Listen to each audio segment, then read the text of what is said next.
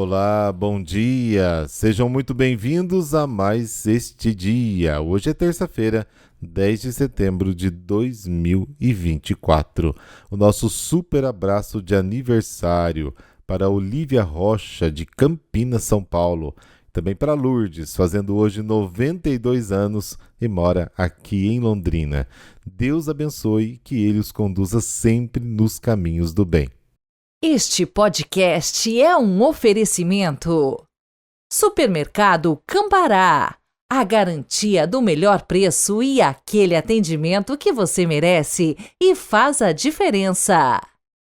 Econorte, revendedora Ford Kia. Ideal para você. A sua concessionária em São José dos Campos e Caraguatatuba, São Paulo. Farmácias Vale Verde. Mais que farmácia, nosso atendimento inspira saúde, beleza e bem-estar. Os contatos dos nossos apoiadores estão na descrição deste podcast. A passagem do Evangelho de hoje nos apresenta dois fatos: a escolha dos 12 apóstolos e a enorme multidão que quer encontrar Jesus. O Evangelho nos convida a refletir sobre os 12 que foram escolhidos para viver com Jesus. Eles, os apóstolos.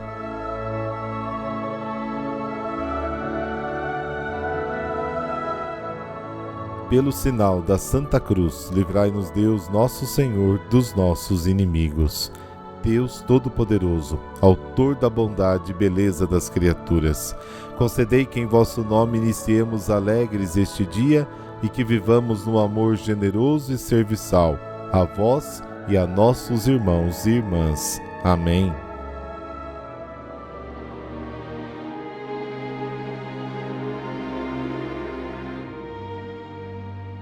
Lucas, capítulo 6, versículos de 12 a 19. O Senhor esteja convosco, Ele está no meio de nós. Proclamação do Evangelho de Jesus Cristo segundo Lucas. Glória a vós, Senhor. Naqueles dias, Jesus foi à montanha para rezar e passou a noite toda em oração a Deus. Ao amanhecer, chamou seus discípulos e escolheu 12 dentre eles, aos quais deu o nome de apóstolos: Simão, a quem pôs o nome de Pedro, e seu irmão André, Tiago e João, Filipe e Bartolomeu, Mateus e Tomé, Tiago, filho de Alfeu, e Simão, chamado Zelota, Judas, filho de Tiago, e Judas Iscariotes, aquele que se tornou traidor. Jesus desceu da montanha com eles e parou num lugar plano. Ali estavam muitos dos seus discípulos e grande multidão de gente de toda a Judéia e de Jerusalém, do litoral de Tiro e Sidônia. Vieram para ouvir Jesus e serem curados de suas doenças. E aqueles que estavam atormentados por espíritos maus também foram curados. A multidão toda procurava tocar em Jesus, porque uma força saía dele e curava a todos. Palavra da salvação. Glória a vós, Senhor.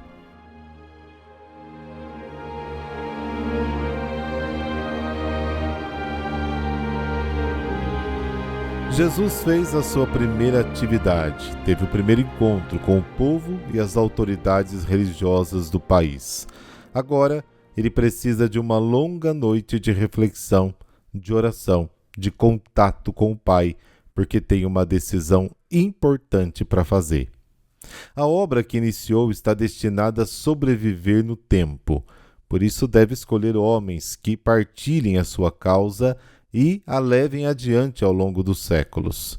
Segundo o Evangelho de Lucas, a Igreja e sua organização essencial vem diretamente de Cristo. Jesus sobe a montanha para encontrar no contato com o Pai a clareza necessária para escolher os 12 apóstolos.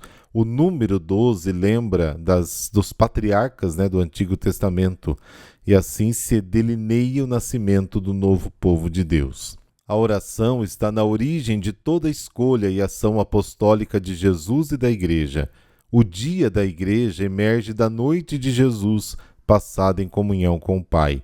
Isto não significa de forma alguma que as escolhas que o Pai e o Filho fazem, chamando os 12 e os outros depois deles ao longo dos séculos, serão as melhores, de acordo com a nossa lógica humana. A estrutura de apoio da igreja tem sido deficiente desde o início, sempre aberta à traição, à rejeição do Senhor. Pedro e Judas são as figuras emblemáticas, e tudo isso não é um acontecimento desagradável e inesperado, mas é uma realidade que faz parte do plano da salvação. A razão que leva as pessoas a Jesus é a necessidade de ouvir a palavra de Deus e de serem curadas. Assim como a palavra da serpente trouxe o mal e a morte, como narra Gênesis capítulo 3, a palavra de Deus cura o mal e dá a vida. De fato, existe uma estreita ligação entre a escuta da palavra de Deus e a cura, como também entre a desobediência à palavra de Deus e a morte. Deuteronômio capítulo 11. O pecado entrou no mundo e com o pecado a morte, diz Romanos capítulo 5, porque o homem deu ouvidos à serpente. O homem se torna aquilo que ele ouve. Se ele escuta a Deus, ele se torna filho de Deus. Se ele escuta o demônio, ele se torna filho do mal. Como as pessoas daquele tempo, também nós podemos tocar e experimentar o poder de Jesus se ouvirmos a sua palavra.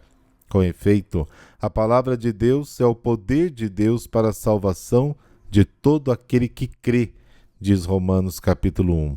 E diz também, aprove a Deus salvar os que creem através da loucura da pregação.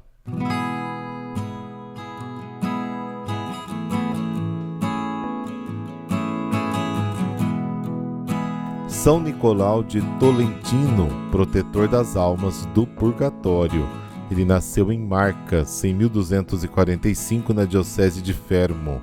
Ainda doente, conheceu os agostinianos e foi atraído pela vida monacal, a qual se consagrou em Tolentino. Foi um asceta de sorriso amável, de longas orações e jejuns, sempre acompanhados pela simpatia e a caridade. Desde os 7 anos, suas preocupações eram as orações, o jejum e uma enorme compaixão pelos menos favorecidos. Nisso se resumiu sua vida: penitência, amor e dedicação aos pobres, virtudes alinhadas a uma fé incondicional em Nosso Senhor Jesus Cristo e na Virgem Maria. Aos 14 anos foi viver na comunidade dos agostinianos de Castelo de Santo Ângelo, como oblato, ou seja, sem fazer os votos perpétuos, mas obedecendo às regras. Mais tarde ingressou na ordem e no ano de 1274 foi ordenado sacerdote. Nicolau possuía carisma e dons especiais. Sua pregação era alegre e consoladora na providência divina, o que tornava seus sermões empolgantes. Tinha um grande poder de persuasão, pelo seu modo simples e humilde de viver e praticar a fé, sempre na oração e na penitência, cheio de alegria em Cristo. Com seu exemplo, levava os fiéis a praticar a penitência, visitar os doentes encarcerados e a dar assistência aos pobres. Essa mobilização de pessoas em torno do ideal de levar consolo e a palavra de Deus aos necessitados dava-lhe grande satisfação e alegria. Comia tão pouco que ficou doente. O seu prior quis dar-lhe um pouco de carne, mas em vão. Chamou-se o prior geral. Nicolau, vencido pela santa obediência que professava, consentiu e engoliu um pedacinho. Já obedeci, não me aborreçam mais com gulodices, dizia ele. E Deus o curou. Jejuava pão e água segundas, quartas, sextas-feiras e sábados em honra da Santíssima Virgem. Tanta austeridade trouxe-lhe dores articulares no estômago e da cabeça, e ainda perturbações na vista. Perguntava a si mesmo se tanto rigor agradava ou não a Deus, mas o Senhor lhe apareceu em sonho e o confortou. Caindo ele de novo doente, curou-se por indicação de Nossa Senhora, comendo um pedaço de pão molhado em água depois de fazer o sinal da cruz. Daí veio o costume de benzer pães em honra de São Nicolau, destinados a robustecer os fracos. Nicolau trazia sobre a pele cadeias metálicas, tecidos ásperos e irritantes. Rezava entre as horas canônicas, a que era notavelmente fiel, de completas ao canto do galo, de matinas até a aurora, da missa, e não tinha confissões até terça, e de noite até as vésperas, se não tinha obrigações impostas pela obediência. rezava na igreja, perto de um altar ou então na cela. Rezemos. São Nicolau, recorro a ti pelas almas dos meus familiares, aqueles que já faleceram e estão no purgatório esperando a sua purificação. Que alcancemos pela tua intercessão a salvação das famílias e dos pecadores. A ti recorremos e pedimos. Amém. Abençoe-vos o Deus Todo-Poderoso, Pai e Filho e Espírito Santo. Amém. Excelente terça-feira para você e muita luz aí para o seu dia.